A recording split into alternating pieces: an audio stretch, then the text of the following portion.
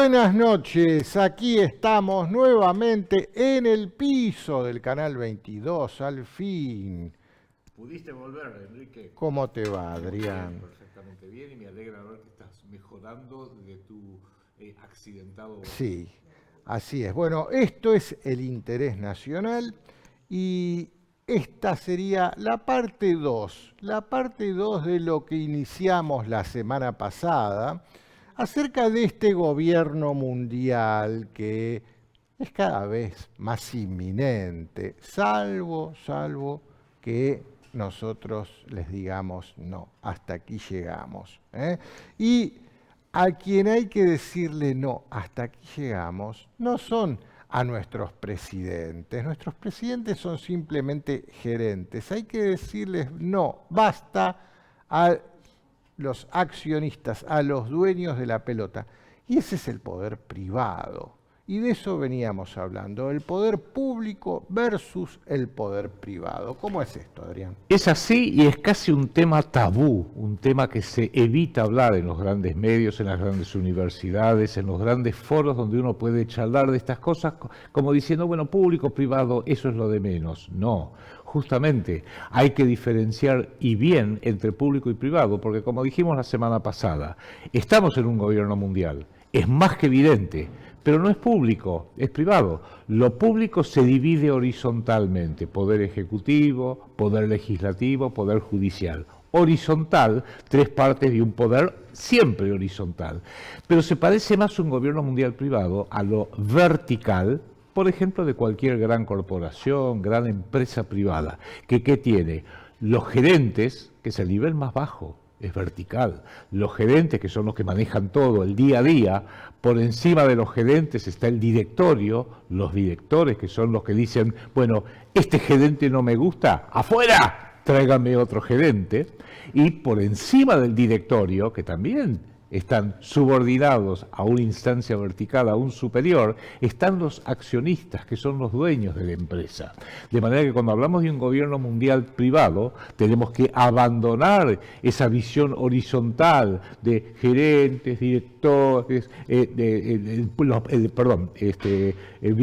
poder judicial, poder ejecutivo y el poder legislativo, y empezar a verlo esto en forma vertical. Porque vertical nos dicen arriba de todo hay alguien que manda. Y para eso, que es esta segunda parte del programa que estamos haciendo hoy, es distingamos entre el poder público y el poder privado. Porque vemos que hoy en día cada vez más el poder que tienen las instituciones públicas cada vez es menor. La capacidad de decidir, porque el pueblo fue elegirle presidente a fulano, no importa, no voy a hacer nombres, es un hombre de izquierda o es una mujer de derechas, no importa, es lo de menos, porque la decisión del pueblo que se manifiesta en las instituciones públicas como el Estado, en definitiva el Estado cada vez más no corta ni pincha.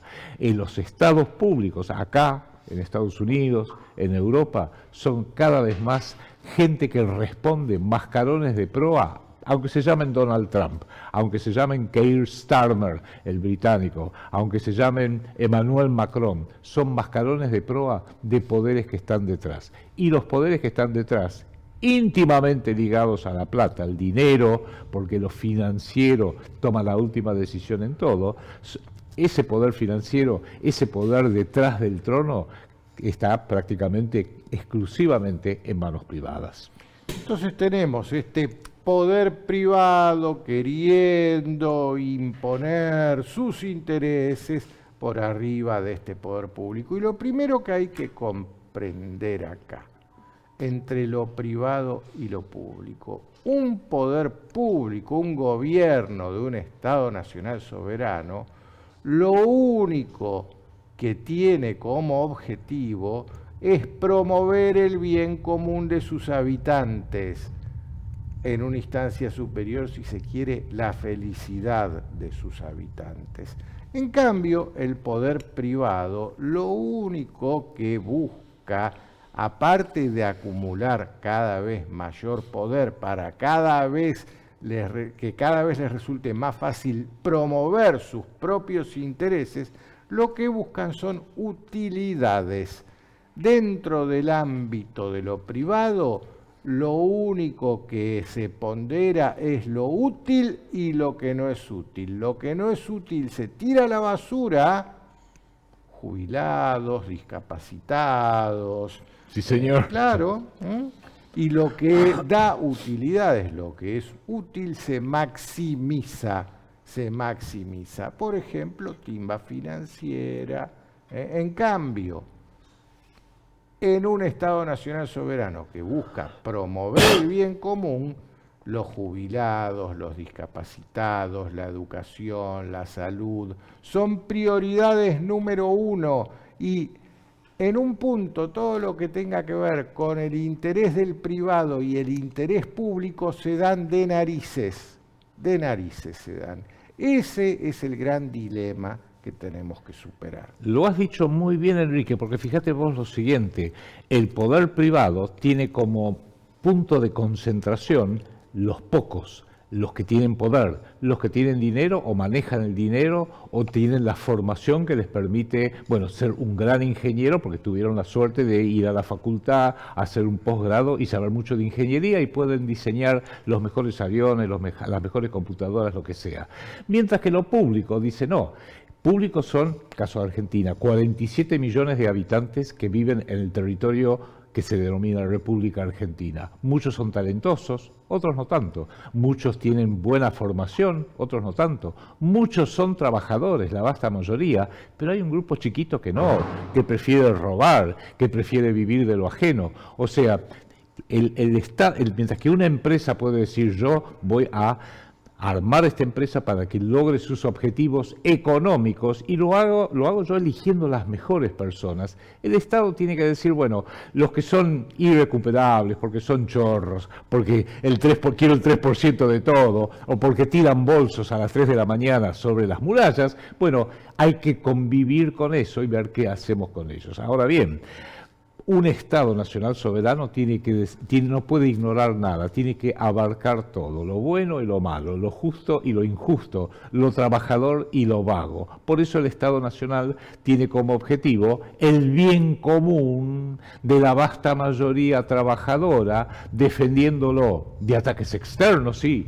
Vienen los chinos y me quieren invadir, bueno, me tengo que defender, algo tengo que hacer. Y también de ataques internos, porque dentro de una sociedad hay un grupo, son normalmente grupos más pequeños, que son amigos de lo ajeno, que hacen entraderas, que te roban el auto, que te acuchillan por un reloj o por un celular. Eso abajo de todo. Pero arriba de todo también tenemos gobernantes que te roban el 3% y lo hacen prácticamente público. Entonces, hay que entender.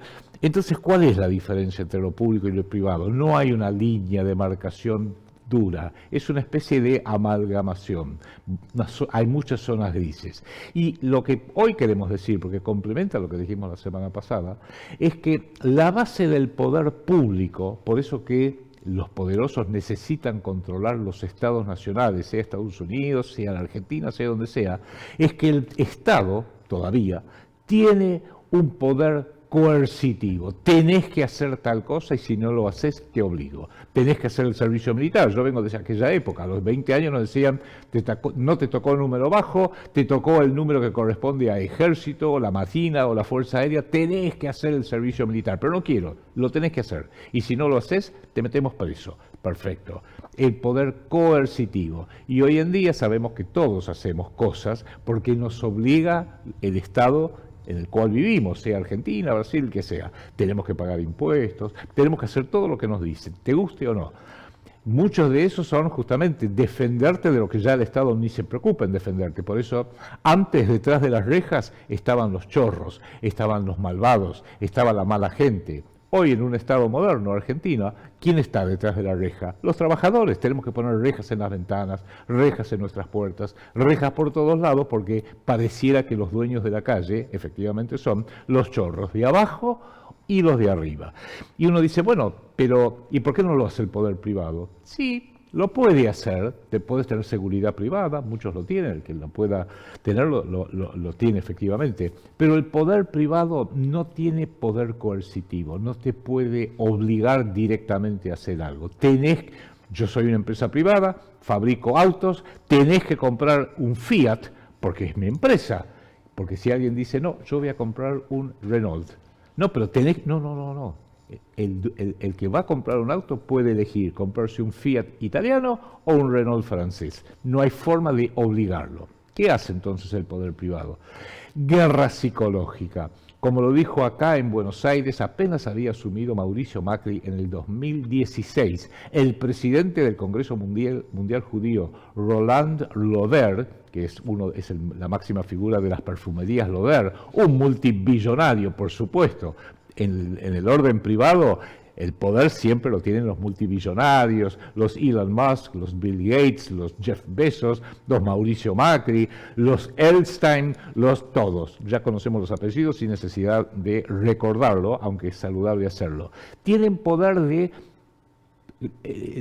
gran influencia, o sea, pueden influirte como para que vos tengas que hacerlo. Lo llamó este señor Loder, hablando de su poder, de su entorno. Nosotros no tenemos mucho poder, dice, pero tenemos una cosa, tenemos tremenda influencia a través de los medios, a través del dinero, a través de pagar las campañas políticas de determinados partidos y de determinados oficiales que después desde el gobierno van a hacer lo que yo quiero que hagan.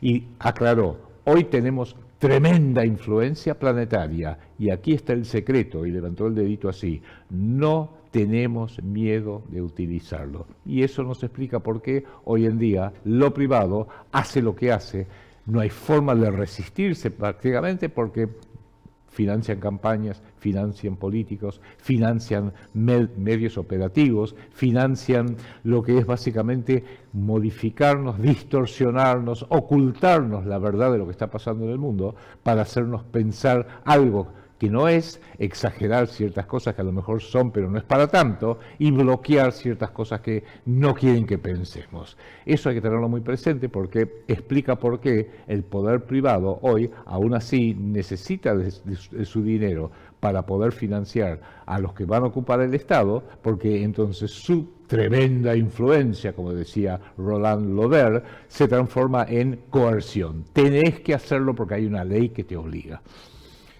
Ahí está, entonces la diferencia. Si tenemos un poder privado que tiene la suficiente cantidad de dinero como para promover sus intereses e imponer sus voluntades a quienes ellos mismos se han encargado de colocar en los puestos claves del gobierno, de ninguna manera podemos decir que tenemos un Estado nacional soberano. Tenemos un Estado nacional cooptado por unos pillos que, cual titiriteros, manejan los hilos del poder. Y el problema está casualmente en quienes acceden a esos cargos del Estado, lo hacen engañando a sus votantes acerca de cuáles son sus verdaderas intenciones y quiénes son los que los sostienen, y de esta manera podemos decir con total seguridad que este sistema, porque el problema está en el sistema y el sistema se lo llama democracia, no sirve. Hay que buscar un sistema superador. ¿Por qué? Porque en este sistema no rige la voluntad popular en la persecución del bien común. Lo que rige es esa tremenda influencia de los privados sobre los personeros que ellos mismos promueven y financian para llegar a los cargos del poder. Este es el sistema. Y esto es lo que hay que demoler, ¿no es así? Así es, y antes de empezar este programa, con Enrique estábamos hablando de dos palabras un poco insólitas. La primera es desideologizar, porque hoy venimos del siglo XX, casi todos venimos, nuestro viaje empezó en el siglo XX, el mío desde luego que sí, en 1952, y venimos de una era muy ideológica, y las ideologías públicas se ubican en un gran escenario horizontal. O estás a la izquierda o estás a la derecha. A principios del siglo pasado, si estás muy a la izquierda, sos un bolchevique, revolucionario, violento, bolchevique, autoritario. Marxista-leninista. Y si estás a la derecha, y en Argentina lo vivimos con los montoneros, con la FAP, con el ERP, con todos los movimientos violentos de extrema izquierda. Y si estás a la derecha, estás con la expoliación, la explotación. Sos un nazi fascista, por Dios, extrema, izquierda-derecha. Y han muerto cientos de millones de personas de un lado y del otro pidiendo esa falsedad ideológica. Por eso tenemos que desideologizar, porque nos estamos dando cuenta, ahora que estamos en el siglo XXI, le digo porque hay mucha gente que todavía no tomó conciencia que no estamos más en el siglo XX, con un panorama izquierda-derecha. Estamos en el siglo XXI y el siglo XXI, podemos decir, más que ideológico, es cuántico. Tenemos que empezar a pensar... Estamos a 10 minutos de que termine el primer cuarto de este siglo XXI. Sí, señor, exactamente. Estamos casi al final del primer 25%, el primer cuarto de todo un siglo. Y hay que pensar en términos arriba y abajo. Arriba están los pocos con mucho poder y a medida que uno se va resbalando en esta gigantesca pirámide de poder planetarios que afecta a 8.000 millones de personas, depende de dónde uno cae y dónde te ubicas. Si caes a mitad de camino, como hemos caído nosotros, y bueno, somos clase media en un país occidental, luchamos para llegar a fin de mes, luchamos para pagar las cuentas, luchamos, etcétera, pero más o menos tenemos un techo, comemos todos los días, etcétera. Pero hay otros 4.000 millones debajo nuestro, la mitad de la humanidad, que resbala y resbala y resbala mucho más, sea en África, sea en Iberoamérica, sea en Asia, que realmente no comen. Comen cuando pueden y probablemente mueran con alguna catástrofe natural o con alguna guerra o con alguna enfermedad. Realmente la pasan infinitamente peor que nosotros, con lo cual la forma de controlar a la humanidad es asegurarte, si pudiste agarrarte con uñas y dientes a esta posición en la gran pirámide, bueno, dedicar tu vida a hacer las cosas lo mejor posible o lo menos mal posible como para que no resbales para abajo. Por eso hay que el desideologizarlo implica que hay que pensar en términos cuánticos, que es la gran tecnología y enfoque científico del siglo XXI. Hay que cambiar el enfoque, no mirar más horizontal, sino mirar arriba y abajo.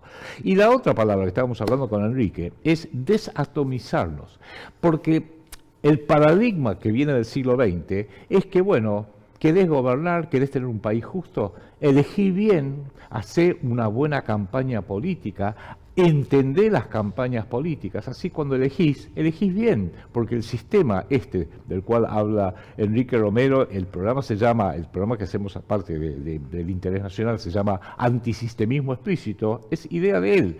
¿Por qué? Porque el sistema, si no te dice, si no haces las cosas como queremos nosotros, no vas a tener alternativas. Eso hay que desatomizarnos y empezar a verlo con claridad mental. Y déjame Sí. explicar esto a lo que vos te referías con el término desatomizarnos.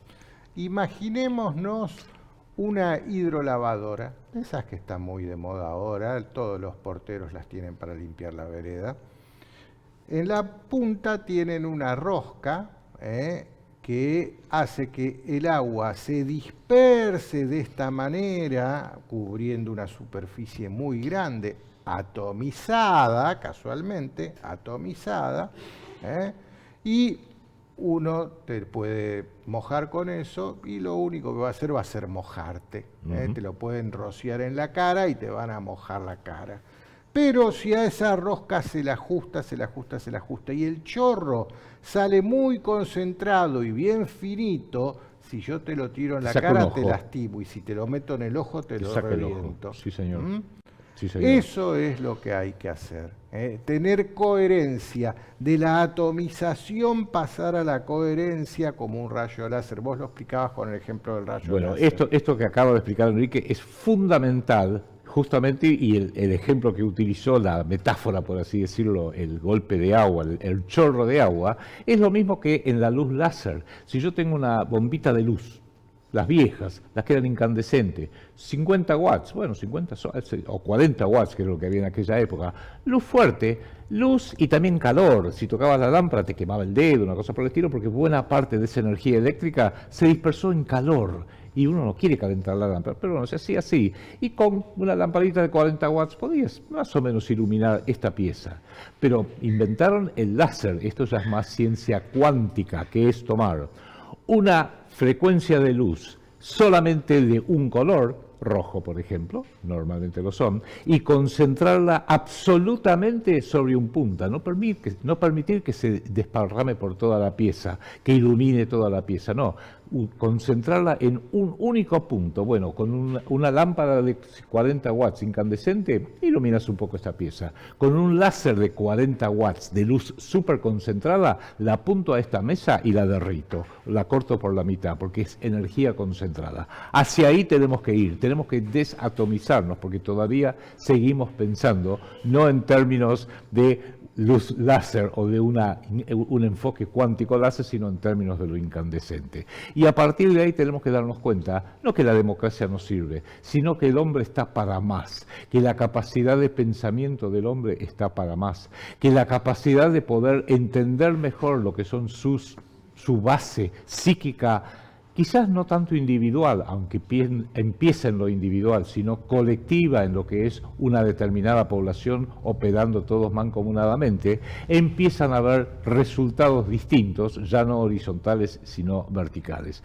Por eso, por ejemplo, Santiago Cuño habla de la democracia confederal, que es una forma distinta de ver cómo podría organizar un gobierno público. Con democracia, no me importa si es no importa el nombre, llamarla parlamentarismo, llamarla democracia, llamarla, en algunos países tienen reyes, en el Medio Oriente los musulmanes mayormente tienen los sheiks, que son reyes en última instancia, pero es no tener miedo de hacer un enfoque distinto, especialmente en la Argentina, donde empezamos este maldito periodo mal llamado democrático, que no es democrático, es dinerocrático, con un presidente, Raúl Alfonsín, que en 1983 hizo su campaña diciendo con democracia se come, con democracia se educa, con democracia se sana, y no es así. Hace 40 años que tenemos democracia y cada vez hay más hambre, cada vez hay más enfermos, cada vez hay menos educación. Sí, Pero señor. Democracia hubo siempre. Por eso hay que empezar a ver un enfoque distinto. Hay que pensar en términos de fundar, nosotros lo venimos diciendo desde hace décadas, una segunda república. ¿Por qué una segunda república? Y porque ya la república que tenemos no va más. No va más, y no tengamos miedo de pensar fuera de la caja. Por eso no tengamos miedo de empezar a decir lo horizontal, izquierda, centro, derecha, no va más. Va lo vertical. Justamente uno dirá, pero ¿cómo segunda república? ¿Qué vas a hacer? ¿Un golpe de Estado? No, no, no. Francia, la gran república de Francia, que ha sido revolucionario, Francia desde sus orígenes, va por la quinta república. Y la quinta república la hizo un gran estadista que fue el Perón de Francia, se llamaba Charles de Gaulle, que después de la Segunda Guerra Mundial, que sufrieron enormes vejaciones y humillaciones, dijeron, bueno, con esta cuarta república que nos llevó a una catástrofe, no va más. Propongo, lo dijo un gran estadista, el Perón de Francia, propongo ir hacia una quinta república. Por la quinta república están yendo, 1958.